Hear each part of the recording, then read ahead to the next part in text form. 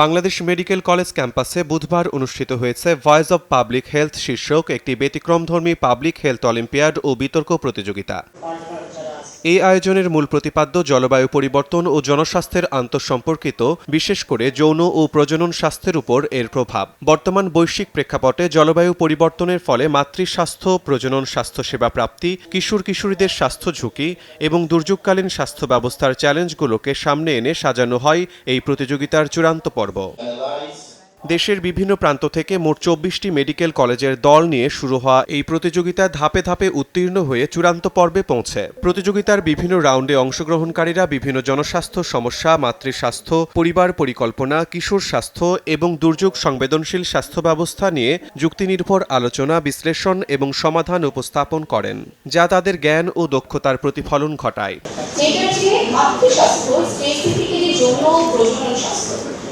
এইটা হচ্ছে ইন্টারসেকশনালিটি, এটা সলিড এভিডেন্সিয়াল গ্রাউন্ড।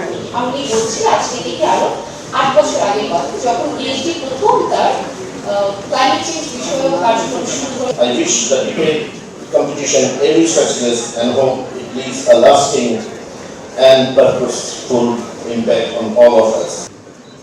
প্রতিযোগিতার সেমিফাইনালে উত্তীর্ণ হয় 4 দল। Bangladesh medical college, Chittagong medical college, Naogaon medical college ও ময়মনসিংহ মেডিকেল কলেজ। প্রতিদ্বন্দ্বিতাপূর্ণ ফাইনাল পর্ব শেষে নওগাঁ মেডিকেল কলেজ চ্যাম্পিয়ন হওয়ার গৌরব অর্জন করে এবং রানার আপ হয় Mymensingh medical college.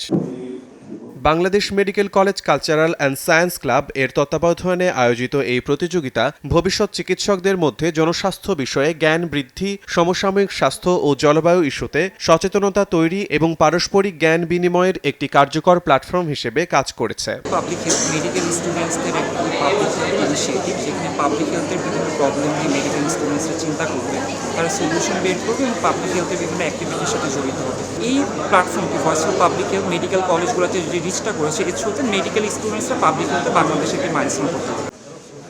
Bangladesh medical college ও পার্টনার্স ইন হেলথ ডেভেলপমেন্ট এর যৌথ উদ্যোগে এই আয়োজন করা হয়, যেখানে সহযোগিতা করে United Nations population fund, FCDO ও SIDA। শিমুল হোসেন, সময় সংবাদ, ঢাকা।